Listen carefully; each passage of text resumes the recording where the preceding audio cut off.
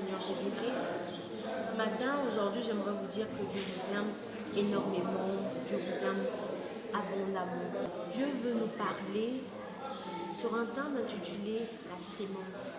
Alors, ce thème n'est pas comme ceux que vous connaissez déjà. Je vous invite à suivre ce message attentivement et que l'Éternel vous bénisse. Chers amis, que Dieu vous bénisse. Nous sommes là dans un nouveau numéro. Nous allons parler de mots qui nuisent à la vie chrétienne. Pourquoi? Parce que trop souvent, on se plaint, on dit « j'ai commencé à prier il y a longtemps, mais je ne vois pas grand-chose dans ma vie spirituelle, tout ne marche pas, ainsi de suite ».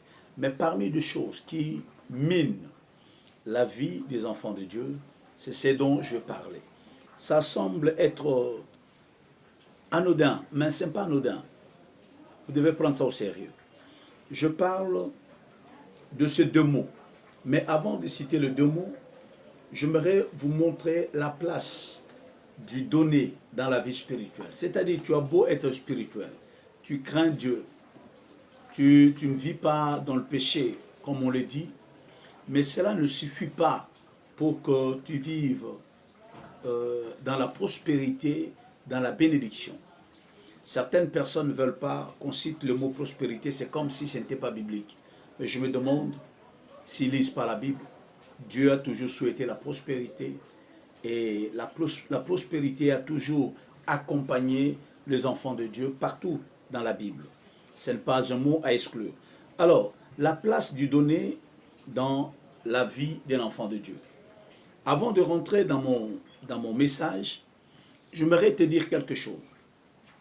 Dans la marche avec Dieu, on peut retarder, je dis bien, le promesse de Dieu dans sa vie, tout comme on peut accélérer.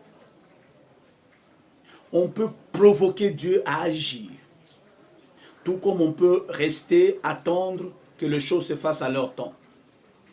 Mais laissez-moi vous dire, toute promesse, une promesse n'est pas une fin en soi. Je sais de quoi je parle. Dieu fait la promesse, il est fidèle à la promesse. Mais dans la Bible, il a annulé certaines promesses à cause du mauvais comportement de ces gens à qui la promesse avait été destinée. Il a annulé. Il y a des gens qui ont rendu nul à leur égard la promesse de Dieu à cause de certains comportements. Ce n'est pas parce qu'il y a une prophétie qui t'a dit telle chose, ce n'est pas parce que Dieu t'a promis telle chose dans la Bible et cela est un acquis, une fin en soi. Non, je sais de quoi je parle. Tu peux annuler les promesses de Dieu pour ta vie, tu peux le retarder, ou tout comme tu peux les accélérer, ou tu peux provoquer Dieu à agir. Je prends l'exemple d'Abraham, et je vais prendre aussi l'exemple de la femme de Sunem. Je prends d'abord les deux exemples avant de citer les deux mots. Imaginez les trois personnes qui arrivent chez Abraham. Dieu avait déjà fait la promesse à Abraham depuis Genèse chapitre 12.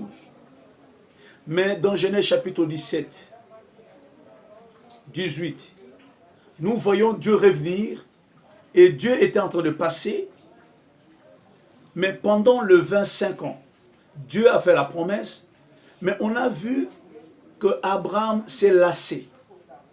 Abraham a même pris Agar pour avoir le fils en question. Oh, ce n'était pas le fils que lui attendait. Mais comment ce monsieur est arrivé à Agar? C'est que quelque part, il a trop attendu. Celui qui avait la promesse s'est rendu compte. Il dit, à 100 ans, un homme ne peut plus avoir un enfant. Et sa femme dit, à cet âge ici, je ne peux plus avoir de désir. Et pourtant, ils avaient la promesse de Dieu. Mais regardez, Dieu était en train de passer. Abraham fait violence. Il interpelle les trois passagers. Il le reçoit, il leur donne à manger. Ne sachant pas que l'acte qu'il venait de poser allait créer un déclic pour que la promesse s'accomplisse. Et pourtant, Dieu lui avait fait la promesse, ça faisait 25 ans. Mais Dieu n'a nulle part dit que non, c'est après 25 ans que je vais accomplir la promesse. Il n'a pas dit ça. Il y a une certaine léthargie. Des enfants de Dieu dans les églises disent, Dieu fera, j'ai la promesse, Dieu ne ment pas. Tu n'es pas le premier à avoir dire ça en tant que pasteur. Beaucoup l'ont dit et sont morts tels qu'ils étaient. En disant Dieu fera, c'est que Dieu a promis, il a promis. Dieu a promis, c'est bien. Mais il y a des choses qu'on fait pour pousser Dieu à agir. Abraham, imaginons, par absurde, que Abraham a laissé passer Dieu. Il ne l'a pas appelé chez lui. Qu'est-ce qui allait se passer? Cette promesse allait se retarder. Mais il appelle Dieu ne sachant pas qu'il va déclencher la bénédiction. Et il a fallu qu'il nourrisse Dieu. Et c'est à la fin que Dieu va dire, je reviendrai l'an prochain, cette même période, et Sarah, ta femme, aura un fils. Ça, c'est la première évidence. La deuxième, la femme de Soulem, dans 2 Rois chapitre 4, si je ne m'abuse, cette femme, c'était une femme craignant Dieu, mariée à un seul homme, recevant toujours l'homme de Dieu comme d'ordinaire. Pour dire, il y a certaines choses que tu fais, ça ne peut pousser Dieu à agir. Pourquoi? Si tu fais tout ce que tout le monde fait, ne t'attends pas que Dieu fera quelque chose de spécial pour toi. Il faut que tu sortes de l'ordinaire. Je dis bien, il faut sortir de l'ordinaire. Si tu ne sors pas de l'ordinaire, Dieu ne sortira pas aussi de l'ordinaire pour faire quelque chose d'extraordinaire pour toi. La femme a toujours reçu l'homme de Dieu, Élisée. Élisée a toujours mangé chez elle. Mais cela n'a jamais provoqué un miracle quelconque. Ça n'a jamais provoqué le prophète à pouvoir prononcer une parole de bénédiction. Mais le jour où cette femme change de dimension, il dit, je vais construire une maison, je vais l'équiper, je vais mettre un chandelier, un lit, une table, et que cela soit pour l'homme de Dieu. Ces choses-là, dans sa vie, les choses ont bousculé. L'homme de Dieu va dire à son serviteur, mais appelle-moi cette femme. Elle a fait tout ça. Qu'est-ce qu'on va faire pour elle? Alors je pose la question. À toi qui dis non, Dieu a dit la promesse, elle reste la promesse. Je suis d'accord avec toi. Mais imaginez que cette femme soit restée seulement à donner la nourriture à Élisée comme par le passé. Qu'est-ce qui allait changer? Rien du tout. Mais lorsqu'elle a changé de dimension, aujourd'hui, il y a eu un virus qui est rentré dans l'église. Parmi les enfants de Dieu, c'est le virus de l'égoïsme et d'avarice. Et on couvre ça avec des versets bibliques. Mais ce virus, cette peste-là, est en train de ruiner la vie des enfants de Dieu. Et aujourd'hui, au lieu d'avoir des enfants de Dieu prospères et bénis, on a des enfants de Dieu qui ont trop de problèmes, qui vivent le jour, dont les choses ne marchent toujours pas. Il y a toujours, il dit toujours les démons, les sorciers, machin. Pourquoi? Parce qu'on a négligé la place de Dieu dans nos avoirs. Et il y a des pasteurs dans le monde, à la télévision, qui disent non, on ne peut pas donner à Dieu. Ils vont même régner la dîme. Ils vont même dire non, on ne peut pas donner les offrandes. C'était la loi. Mais je me demande, c'est pourquoi Dieu a dit, il ne faut pas que beaucoup de gens se mettent à enseigner. Pourquoi? Parce que, ce n'est pas parce que tu lis un verset biblique et tu commentes, tu dis que c'est ça l'enseignement. Non. D'autres ont interdit, ont intoxiqué même les autres à pouvoir donner la dîme. Je reviens d'abord à cette femme. Elle fait ce qu'elle a fait. L'homme de Dieu dit, il ne dit pas ainsi dit le Seigneur. Il dit, madame, bien que la femme n'a rien demandé, parce que lorsque l'homme de Dieu a insisté pour savoir si la femme avait des besoins, il y a des femmes de bonne manière, de bonnes mœurs, qui font des choses aux hommes de Dieu, aux enfants de Dieu, sans attendre quelque chose en retour. Mais cette femme a tout évité, et pourtant elle avait un problème sérieux. Elle n'avait pas un fils, elle n'avait pas un enfant. Mais pour elle, l'âge était déjà passé, elle ne pouvait plus avoir un enfant. Mais chez Dieu, l'âge ne dit rien. Et à cause de ce qu'elle a fait, Dieu va intervenir. L'homme de Dieu dit, je reviendrai l'an prochain à la même période, tu embrasseras un fils. Imaginons, cette femme n'avait pas posé cet acte. Elle était toujours enfant de Dieu. Elle était toujours croyant Dieu. Qu'est-ce qui allait se passer? Ça allait se passer comme par le passé. Elle n'aurait pas eu ce fils-là. Chers frères et sœurs, que les gens ne vous trompent pas. La Bible reste la Bible. Il y a des choses que Dieu a arrêtées dans la loi. Mais il y a des choses qui ont traversé la loi. Comme le donner, la loi de la semaine et de la moisson, ça a traversé les époques. Depuis Noé, depuis Abel, Dieu n'a jamais annulé cela. Il n'y a aucune disposition biblique qui annule la dîme, qui annule les offrandes, qui annule le bienfait. Il n'y a aucune disposition dans la Bible. Alors regardez, parce que les gens en agissant ainsi ont été bénis, l'ennemi s'est infiltré dans l'église avec des prédicateurs véreux pour intoxiquer les enfants de Dieu en leur disant vous ne pouvez pas payer la dîme, et ils ont des versets farfelus pour justifier cela. D'abord, nous allons détruire la première hypothèse. Non, la dîme, c'est la loi. Mensonge. La dîme, ce n'est pas la loi. Abraham a payé la dîme. Si tu ne sais pas, messieurs, Abraham n'était pas sous la loi. Lorsque nous sommes dans Genèse 14, Abraham paye la dîme. Noé n'était pas né. Lévi n'était pas né. Jacob n'était pas né. Isaac n'était pas né. Donc la dîme est antérieure à la loi.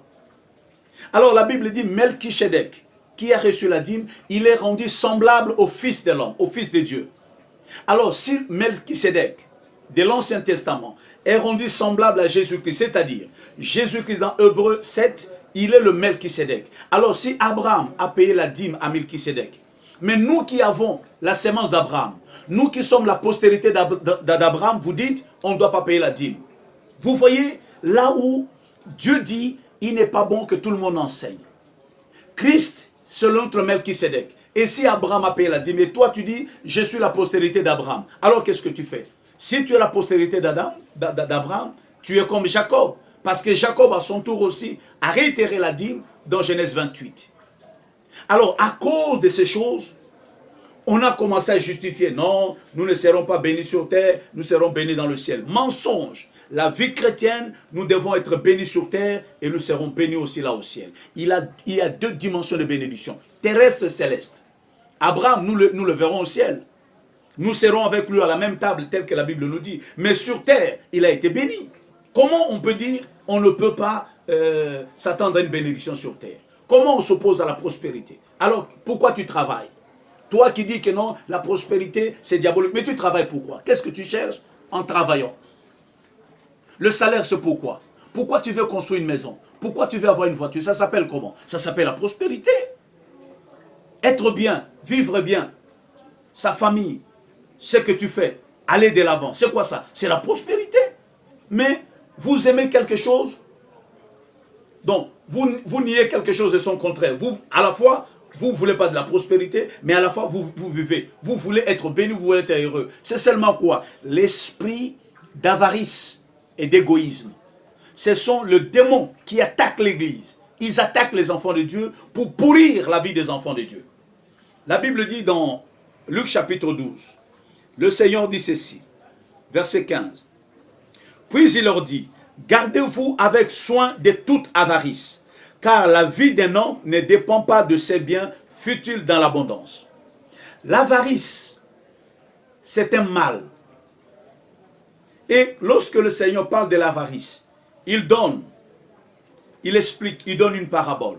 Il dit le terre d'un homme, à partir du verset 16, il dit un homme riche avait une grande récolte, une récolte abondante, mais ce monsieur, regardez son raisonnement. Au verset 18, voici, dit-il, ce que je ferai. J'abattrai mes greniers, j'en bâtirai de plus grands, j'y amasserai toute ma récolte et tous mes biens. Et je dirai à mon âme, il parle à son âme, mon âme, tu as beaucoup de biens en réserve pour plusieurs années. Repose-toi, mange, bois et réjouis-toi. Verset 20, écoutez la conclusion de Dieu. Mais Dieu lui dit, insensé, cette nuit même, ton âme te sera redemandée. Et ce que tu as préparé, pour qui cela sera-t-il? Voilà comment Dieu sanctionne les avares. Ce monsieur a eu sa récolte abondante, mais il n'a pas pensé un seul instant à la personne qui l'a béni. Et c'est ça le mal. Lorsque quelqu'un n'a rien, Dieu. Mais lorsqu'il a quelque chose, l'ennemi fait quoi? Il fait le lavage de cerveau. Il oublie Dieu totalement. Et il devient même aigri. Il a de propos durs à l'égard de Dieu, propos durs à l'égard des hommes de Dieu, propos durs à l'égard des enfants de Dieu. Tout ce qui est église, tout ce qui est Dieu, il ne veut plus rien savoir. Et cet homme, cet avare, souvent on dit non, ce sont les gens qui n'ont rien, qui ne peuvent rien donner parce qu'ils n'ont rien. Non, un avare, même s'il a des milliards, il ne donnera rien à Dieu. Il y a un esprit en lui. Il ne pense rien. Il ne pense à rien en ce qui concerne Dieu. Mais il préfère gaspiller son argent, aller avec des femmes, aller avec des hommes, faire de grosses dépenses. Mais quand vous lui parlez de Dieu, il change de langage. Pourquoi? Parce que c'est un esprit d'avarice, un esprit antichrist. Un esprit qui ne veut pas que l'œuvre de Dieu puisse bénéficier des largesses des enfants de Dieu. Alors, bien-aimés frères et sœurs, toi qui dis, j'ai étudié, c'est mon argent, je travaille. Alors je te dis, si Dieu t'avait rendu fou, tu allais parler d'intelligence? Si tu étais un cinglé, si tu n'avais pas tes facultés humaines, intellectuelles, dis-moi, comment tu allais travailler? Et tu sais qui a mis le cerveau en toi? Quand tu marches là sur tes deux pieds, avec tes deux mains, avec ton raisonnement, avec tes yeux, mais toi, tu oublies qui te rend capable d'être apte à ton travail.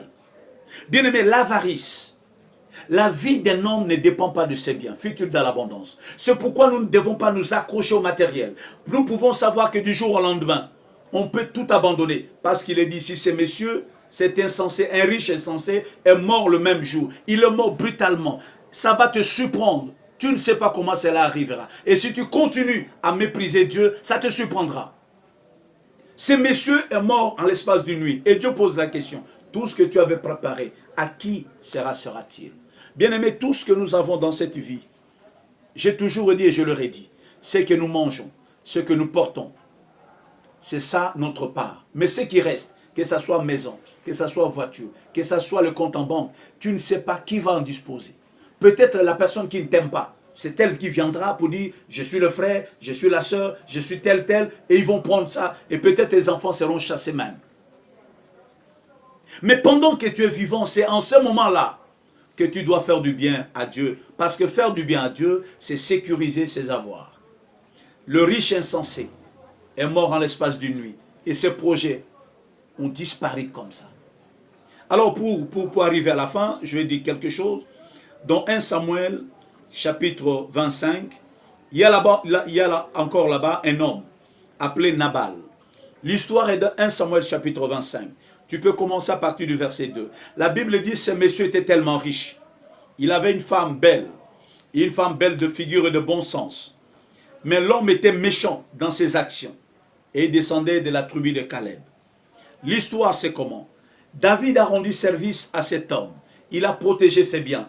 Il a protégé ses serviteurs pendant qu'ils étaient dans le désert. Un jour, David envoie ses serviteurs pour dire à ce monsieur qui était riche, il lui dit, nous sommes en période de fête, est-ce que tu ne peux pas nous envoyer quelque chose à manger? Regarde, nous avons fait du service à tes serviteurs, on ne leur a pas fait du mal. Est-ce que tu ne peux pas nous envoyer quelque chose à manger? Je veux insister ici, bien-aimés, ne soyez jamais ingrats dans votre vie. Je parle de l'ingratitude. Chers amis, ne soyez jamais ingrats. Ne soyez pas ingrats envers Dieu. Pensez à votre parcours. Vous étiez à l'école. Peut-être que vous ne saviez pas que vous allez avoir le BPC. Vous ne savez pas que vous allez avoir le bac. Vous ne savez pas que vous allez avoir le diplôme universitaire que vous avez aujourd'hui. Pensez à votre parcours jusqu'à ce que vous soyez là où vous êtes aujourd'hui. Pensez à ces dieux. Regardez votre parcours, les épreuves que vous avez eu à endurer, des choses que vous avez vécues dans votre vie. Ma soeur, tu es là. Tu te dis non, libala nanga. Mais il y a plusieurs belles femmes.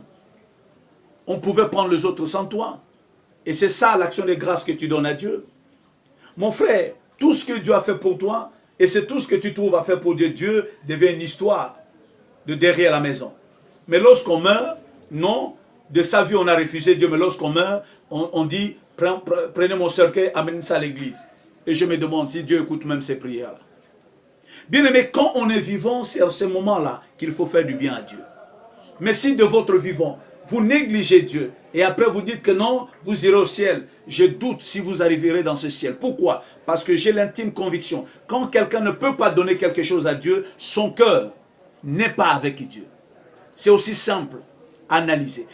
Écoutez bien mes frères, si quelqu'un, quelle que soit sa spiritualité, ne peut pas donner à Dieu facilement, ne peut pas payer sa dîme, ne peut pas faire du bien aux enfants de Dieu, ne peut pas bénir son pasteur, ne peut pas bénir son église, je doute fort de sa spiritualité. Qui ne vous trompe pas avec une spiritualité que j'appellerais hasardeuse. Si quelqu'un ne peut pas faire du bien, c'est un méchant. Pourquoi? Parce qu'il est dit, c'est de l'abondance du cœur que la bouche parle. Regardez tous les serviteurs de Dieu dans la Bible. Ils avaient un seul caractère. Que ce soit Abraham, que ce soit Noé, tous étaient libéraux. Tous. Il n'y a jamais eu des égoïstes là-dedans. La sémence d'égoïsme, c'est la sémence de Caïn. C'est la lignée de Caïn. Et tous ceux qui ont été égoïstes, regardez Judas, il n'a jamais aimé qu'on bénisse Jésus-Christ. L'égoïsme, l'avarice, l'égocentrisme, c'est la sémence du diable. C'est un signe majeur pour montrer que la foi que la personne présente est une fausse foi. Lorsqu'on a la foi authentique, elle s'accompagne de la libéralité. On fait du bien. Les vrais enfants de Dieu font toujours du bien. Ceux qui ont réellement le vrai Saint-Esprit, ils font toujours du bien. Mais lorsqu'un enfant de Dieu est ingrat, je doute de la sémence qu'il a. Quel que soit ce qu'il peut prétendre. Bien-aimés, ne soyez jamais des ingrats. Réfléchissez à ce que j'ai dit. Parce que si aujourd'hui vous ne réfléchissez pas, ça va vous rattraper. L'ingratitude. Quand tu étais faible, quelqu'un a pris soin de toi. Maintenant, non. Le pasteur, ça ne veut plus rien dire. J'ai déjà ma maison. J'ai déjà ma voiture. J'ai déjà ceci. J'ai mon travail. J'ai mon mariage. Alors, vous zappez celui qui a pris soin de vous. Vous zappez c'est Dieu qui a pris soin de vous. L'ingratitude. Et Nabal, David lui envoie des serviteurs. Il a rudoyé ces gens. Il leur a répondu méchamment. David est rentré dans une colère et dit non, je dois régler les comptes avec ces messieurs. Et il y a une parole que David a dit. Et je veux que cette parole-là ne s'applique pas à toi. Pourquoi? Parce que David s'était dit quelque chose. Oh Dieu. David s'était dit, c'est en vain que j'ai rendu service à ce monsieur. Verset 21, David avait dit, c'est bien en vain que j'ai gardé tout ce que cet homme a dans le désert et que rien n'a été enlevé de tout ce qu'il possède. Il m'a rendu le mal pour le bien. Bien-aimé, que Dieu ne regrette pas ton sujet. David dit, c'est en vain que j'ai gardé ces messieurs. C'est en vain que je leur fais du bien. Et il faut que tout soit rasé. Il ne faut pas que Dieu regrette à ton sujet. Bien-aimé, à un moment, on se dit, je n'ai plus besoin de Dieu, j'ai déjà mon argent. Frère, l'argent ne fait pas l'homme. L'argent ne fait pas le bonheur. Attention. La vie d'un homme, je reste sur la parole de Dieu. La vie d'un homme ne dépend pas de ses biens, fut-il dans l'abondance. Alors, si la vie d'un homme ne dépend pas de ses biens, elle dépend de quoi? Elle dépend du Seigneur. Et ce Seigneur-là demande la reconnaissance. Et la reconnaissance au Seigneur, tu vas l'exercer comment? C'est en le soutenant son œuvre, en soutenant ses serviteurs, ses pasteurs, ses apôtres, ses prophètes, tout ce qu'il a mis devant toi, qui t'ont enseigné, qui ont pris soin de toi, tu dois t'occuper de ces gens-là. Ne pas le faire, c'est de l'ingratitude. Ces spiritualités factices-là qu'on veut montrer, c'est antichrist. C'est barbare, c'est méchant, c'est de la peste. Ça ne figure pas dans la parole de Dieu. La méchanceté, l'ingratitude. Ça, Dieu ne supporte pas cela. Et Nabal est mort non parce qu'il était adultère. Nabal est mort non parce qu'il avait volé quoi que ce soit. Mais Nabal est mort à cause de l'ingratitude. L'égoïsme, l'égocentrisme. Sa femme était tellement sage, elle est allée, elle a calmé David pour que David ne vienne pas frapper la maison. Mais Dieu n'était pas apaisé. Dieu s'est dit, ok, David, tu n'as pas agi, mais moi je vais agir avec ces messieurs.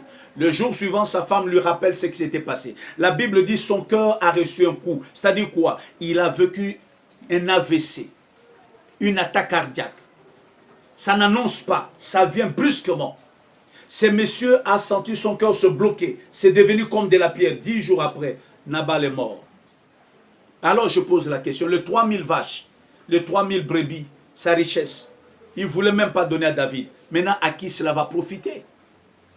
Bien-aimés, ne nous accrochons pas au matériel. Il y a un Dieu qui nous bénit. Nous devons prendre soin de sa maison. Nous devons prendre soin de ses enfants. Nous devons prendre soin de ses serviteurs. Mais si toi tu vas jusqu'à loin, je ne peux pas payer la dîme, je ne peux pas donner les offrandes. Lorsqu'on fait un appel dans la maison de Dieu, non, le pasteur devient escroc, il devient spoliateur.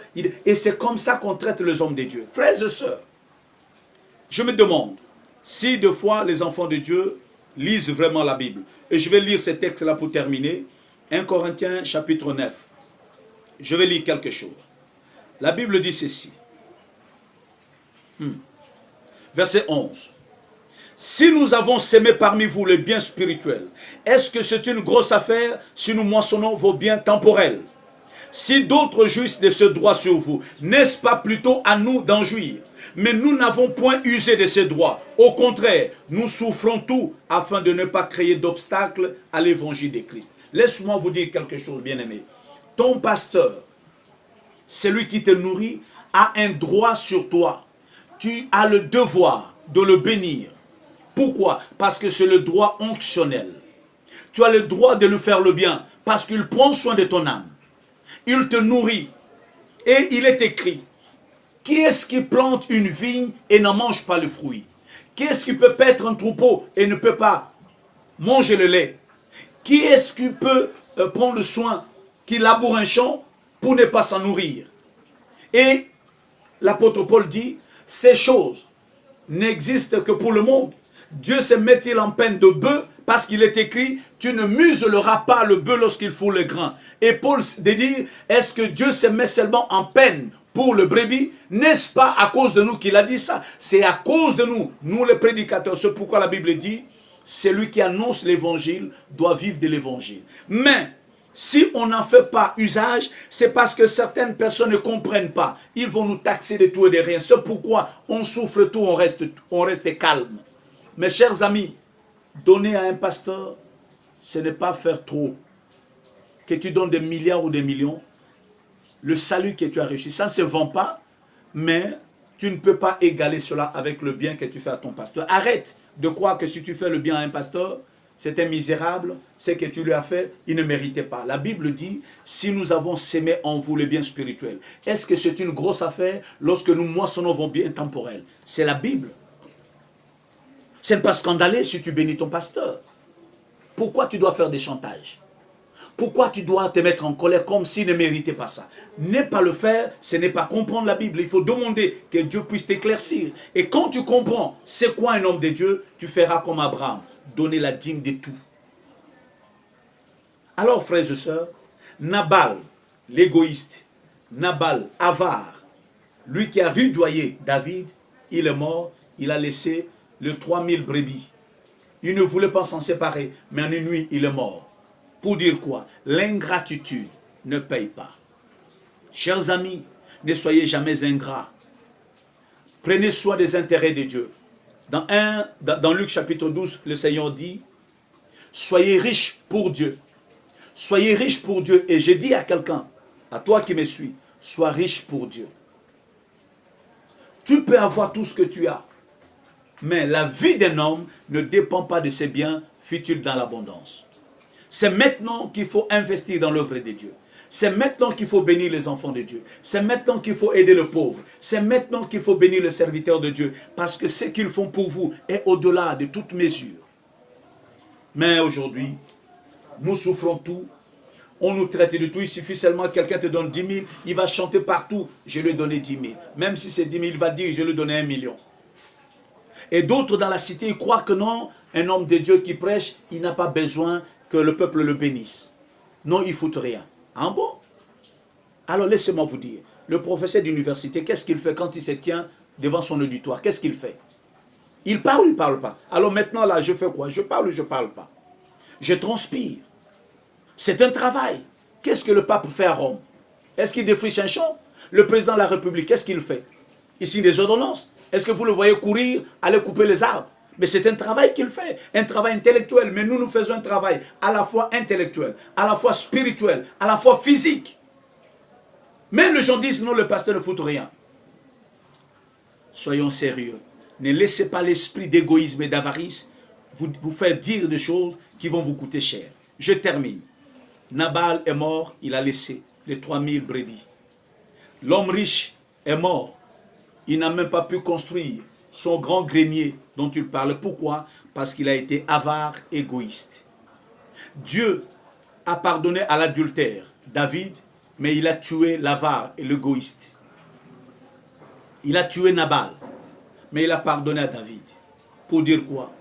Quand vous vous repentez, quand vous chassez le mauvais esprit, vous chassez l'esprit d'adultère, l'esprit de prostitution. Et non, j'avais avorté, j'avais fait ceci, je bus, je fais cela. Mais l'avarice, vous ne le chassez pas. L'égoïsme, vous ne le chassez pas. C'est un mal, c'est ça qui détruit. Et je termine en disant, c'est ça qui est à la base de la pauvreté dans l'Église. On témoigne de moins en moins la bénédiction de Dieu. À cause de ça. Faites le bien. Soyez riches pour Dieu. Bénissez Dieu, bénissez ses serviteurs, bénissez la maison de Dieu, bénissez les enfants de Dieu. Soyez libéral et vous vivrez longtemps. Regardez Nabal. Nabal aurait pu vivre longtemps, mais il a écourté sa vie à cause de son sale comportement. L'homme riche aurait pu vivre longtemps, mais il a écourté sa vie. Ananias et Saphira devraient vivre longtemps. Ils ont écourté leur vie, non pour l'adultère, mais à cause de l'avarice et de l'égoïsme. Enfants de Dieu, serviteurs de Dieu, écoutez ce que je vous dis. C'est ça les Écritures. Égoïsme, c'est la sémence du diable. L'avarice, c'est la sémence du diable. Ne pas payer la dîme, c'est un péché. Donner à Dieu de fausses offrandes, c'est un péché. Je le dis en termes clairs. Et Dieu ne ramasse pas toutes les offrandes. Il a accepté l'offrande d'Abel, il a refusé l'offrande de Caïn. Et dans Luc 21, il a déclassé les autres offrandes. Il dit, ils ont donné du superflu. Dieu n'est pas un nécessiteux, mais c'est un grand roi. Il exige qu'on l'honore. Et cela est très important. Ne croyez pas que la spiritualité, c'est parler en langue, c'est prophétiser, c'est faire toutes ces choses. Ce sont de bonnes choses, mais donner à Dieu. Vous devez savoir la place du donner dans votre spiritualité. Et vous serez stable. Bien-aimé, tu parles. Tu dis, non, je ne vais pas donner la dîme. La dîme n'appartient pas de... Ok. C'est parce que tu as un petit boulot. Mais le jour où ce travail-là va quitter, tu sauras c'est quoi placer sa confiance en l'Éternel. Il est temps que tu reviennes de cette barbarie, que tu vois Dieu et que tu honores ces dieux-là. Ne sois jamais ingrat et ne sois jamais avare. Voilà ce que le Seigneur avait mis sur mon cœur pour que nous puissions partager. L'avarice, l'égoïsme, on l'a embelli de versets bibliques. On l'a inversé, on l'a couvert de spiritualité. Les enfants de Dieu vont d'église en église. Est-ce qu'on doit payer la dîme? Est-ce qu'on doit donner l'offrande? Les offrandes la font quoi? On a des discussions, mais il faut voir ce que les enfants de Dieu donnent. Des choses minables, mais on parle trop là-dessus. C'est l'esprit d'égoïsme. Dieu, lorsqu'il t'a donné la vie, t'a rien demandé.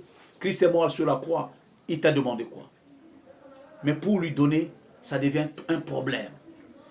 Ta dîme, aujourd'hui, je vais donner. Oh non, j'ai un problème, j'ai utilisé la dîme. Et tu souris. Mais est-ce que tu sais les conséquences? Je ne le dis pas parce que j'ai demandé que tu me le donnes, mais j'enseigne sur les choses bibliques et vraies. C'est pour t'épargner, pour que tu vives longtemps. Sinon, tu seras surpris. Il est temps que tu saches la place du donner dans la vie chrétienne. Beaucoup de malheurs, beaucoup de choses arrivent dans la vie à cause de ces simples choses que j'explique là. Vous allez vivre une vie compliquée pour rien. Et pourtant, Dieu vous réserve une vie meilleure. Il est temps que vous changez le fusil de Paul. Que Dieu vous bénisse. Je vais prier. Seigneur éternel, je fais part de ce que tu as mis sur mon cœur. Tu as dit que nous devons éviter l'avarice. Et l'égoïsme, tu les as condamnés. 2 hommes sont morts à cause de cela. Donne à ton peuple, Seigneur, l'esprit de libéralité. Faire du bien à tout le monde. Faire du bien aux enfants de Dieu. Faire du bien aux serviteurs de Dieu. Seigneur, c'est ce que tu nous demandes. Que la sémence de l'ennemi ne s'incruste pas dans l'Église ni dans la foi des enfants de Dieu. Ô Père, bénis ton peuple. Bénis ma sœur. Rétablis son foyer. Seigneur, et bénis sa vie totalement. Bénis ses enfants. Dans le nom puissant de notre Seigneur Jésus, nous avons ainsi prié. Nous disons Amen. Que Dieu vous bénisse. C'était votre serviteur, l'apôtre Alain Pacifique. À la prochaine. Merci. Alors vous qui avez suivi ce message attentivement, n'hésitez pas de nous écrire, de nous contacter. À nous revoir à très bientôt et que l'Éternel vous bénisse abondamment.